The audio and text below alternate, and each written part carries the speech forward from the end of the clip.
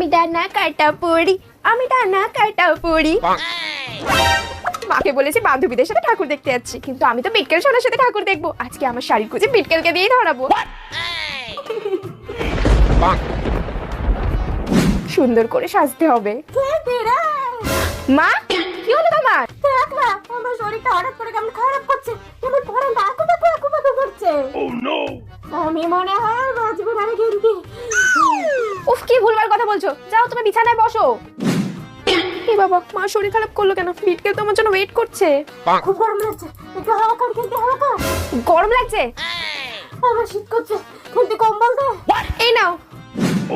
তুমি আমার সাথে হসপিটালে চলো, আমি বাবাকে ফোন করছি।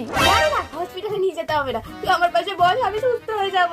মা, তুমি বললে তোমার নিঃশ্বাস নিতে কষ্ট হচ্ছে, এই তো তুমি ভালো করে কথা বলছো।